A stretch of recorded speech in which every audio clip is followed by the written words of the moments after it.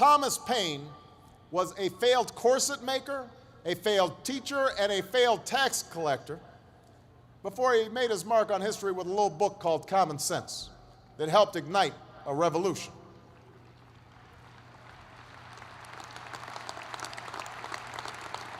Julia Child didn't publish her first cookbook until she was almost 50. Colonel Sanders didn't open up his first Kentucky Fried Chicken until he was in his 60s. Winston Churchill was dismissed as little more than a has-been who enjoyed scotch a little bit too much before he took over as prime minister and saw Great Britain through its finest hour. I come to embrace the notion that I haven't done enough in my life. I heartily concur. I come to affirm that one's title, even a title like President of the United States, says very little about how well one's life has been led. That no matter how much you've done or how successful you've been, there's always more to do, always more to learn, and always more to achieve.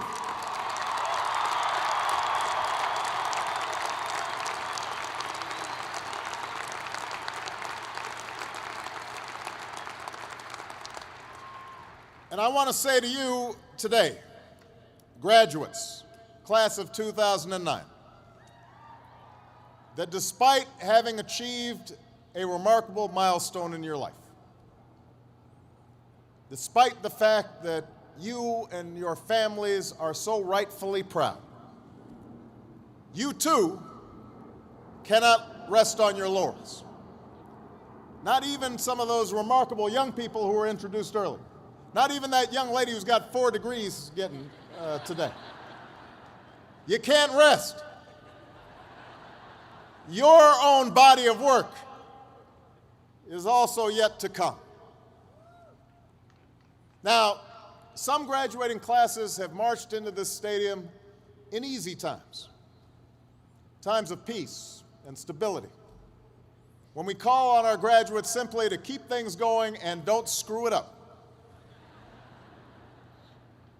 Other classes have received their diplomas in times of trial and upheaval, when the very foundations of our lives, the old order has been shaken, the old ideas and institutions have crumbled, and a new generation is called upon to remake the world.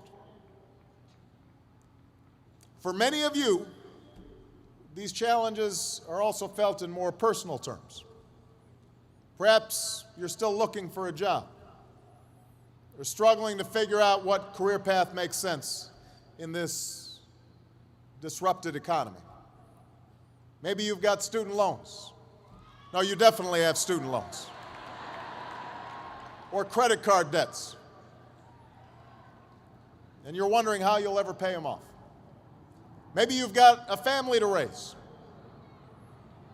And you're wondering how you'll ensure that your children have the same opportunities you've had to get an education and pursue their dreams.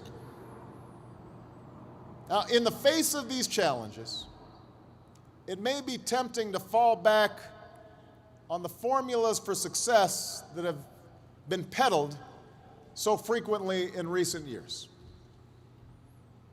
It goes something like this. You're taught to chase after all the usual brass rings. You try to be on this who's who's list or that top 100 list. You chase after the big money and you figure out how big your corner office is. You worry about whether you have a fancy enough title or a fancy enough car. That's the message that's sent each and every day, or has been in our culture for far too long, that through material possessions, through a ruthless competition pursued only on your own behalf, that's how you will measure success. Now, you can take that road, and it may work for some. But at this critical juncture in our nation's history, at this difficult time, let me suggest that such an approach won't get you where you want to go. It displays a poverty of ambition. that in fact the elevation of appearance over substance, of celebrity over character, of short-term gains over lasting achievement is precisely what your generation needs to help end. Now,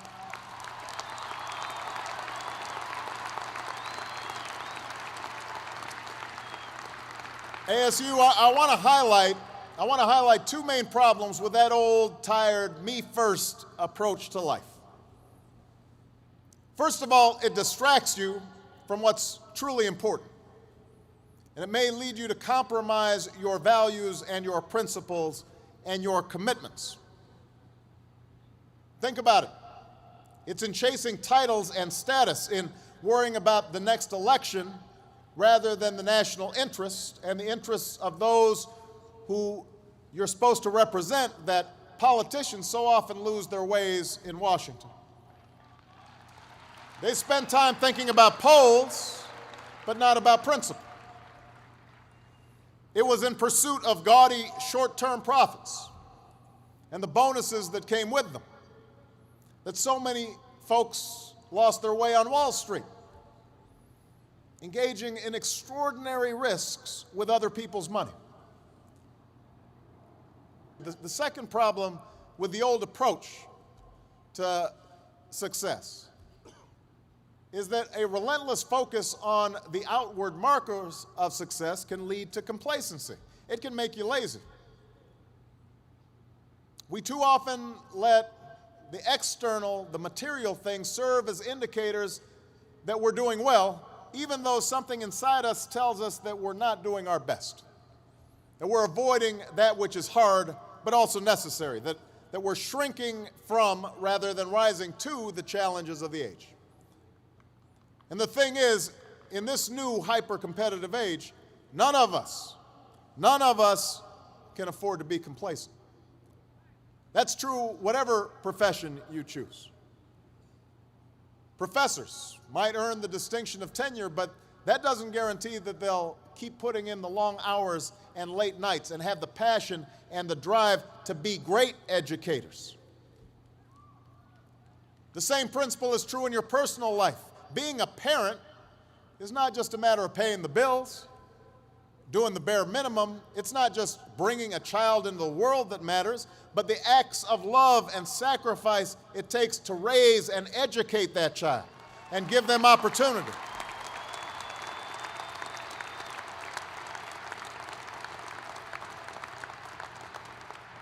It can happen to presidents as well. If you think about it, Abraham Lincoln and Millard Fillmore had the very same title. They're both presidents of the United States. But their tenure in office and their legacy could not be more different. So graduates, it's now abundantly clear that we need to start doing things a little bit differently. In your own lives, you'll need to continuously adapt to a continuously changing economy. You'll end up having more than one job and more than one career over the course of your life. You'll have to keep on gaining new skills, possibly even new degrees. And you'll have to keep on taking risks as new opportunities arise. Many of our current challenges are unprecedented. There are no standard remedies, no go-to fixes this time around. And class of 2009, that's why we're going to need your help.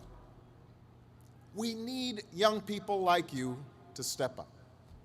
We need your daring, we need your enthusiasm, we need your energy, we need your imagination. And let me be clear, when I say young, I'm not just referring to the date of your birth certificate. I'm talking about an approach to life, a quality of mind and a quality of heart, a willingness to follow your passions, regardless of whether they lead to fortune and fame, a willingness to question conventional wisdom and rethink old dogmas, a lack of regard for all the traditional markers of status and prestige, and a commitment instead to doing what's meaningful to you, what helps others, what makes a difference in this world.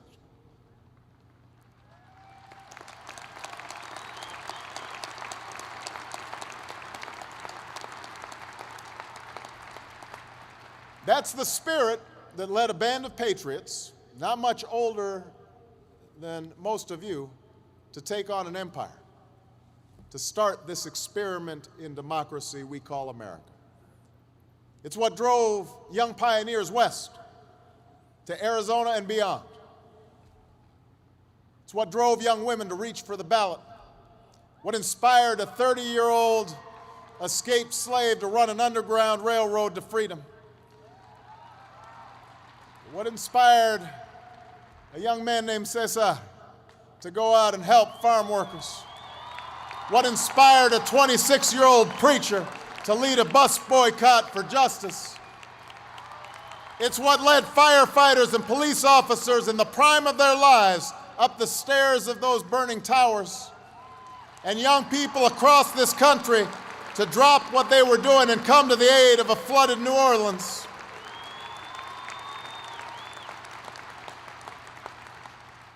It's what led two guys in a garage named Hewlett and Packard to form a company that would change the way we live and work. What led scientists in laboratories and novelists in coffee shops to labor in obscurity until they finally succeeded in changing the way we see the world.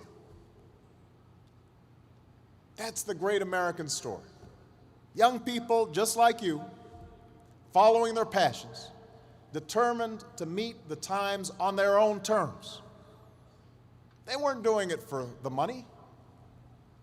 Their titles weren't fancy. Ex-slave, minister, student, citizen. A whole bunch of them didn't get honorary degrees. But they changed the course of history, and so can you, ASU. So can you, class of 2009.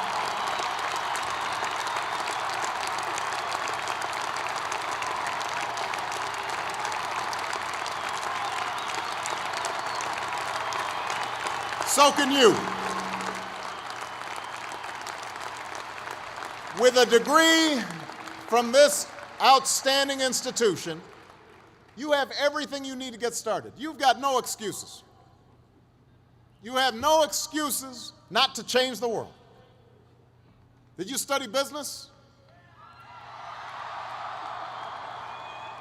Go start a company. Or why not help a struggling non-for-profit find better, more effective ways to serve folks in need?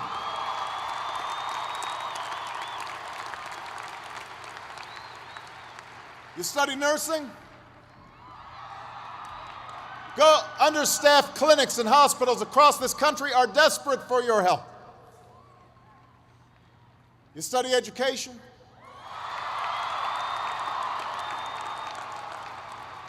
Teach in a high-need school where the kids really need you. Give a chance to kids who can't get everything they need maybe in their neighborhood, maybe not even in their home, but we can't afford to give up on them. Prepare them to compete for any job anywhere in the world.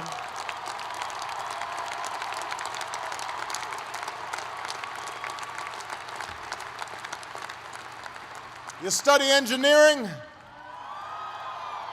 Help us lead a green revolution, developing new sources of clean energy that will power our economy and preserve our planet. But you can also make your mark in smaller, more individual ways. That's what so many of you have already done during your time here at ASU. Tutoring children, registering voters, doing your own small part to fight hunger and homelessness, AIDS, and cancer.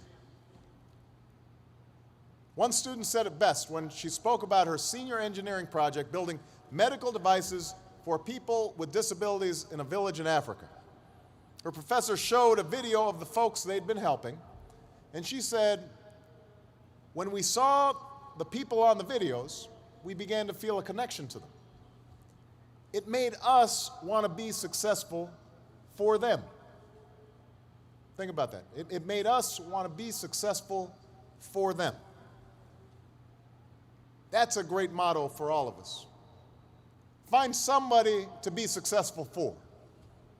Raise their hopes. Rise to their needs. As you think about your life after graduation, as you look into the mirror tonight after the partying's done,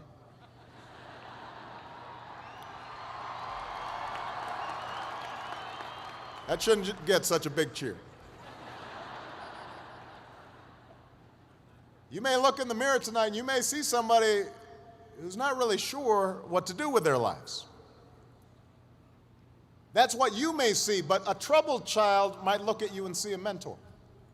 A homebound senior citizen might see a lifeline. The folks at your local homeless shelter might see a friend. None of them care how much money is in your bank account or whether you're important at work or whether you're famous around town.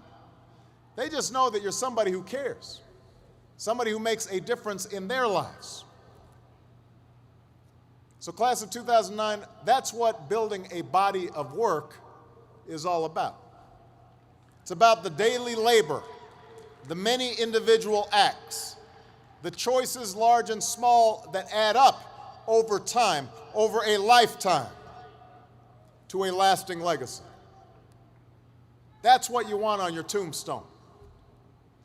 It's about not being satisfied with the latest achievement, the latest gold star, because the one thing I know about a body of work is that it's never finished.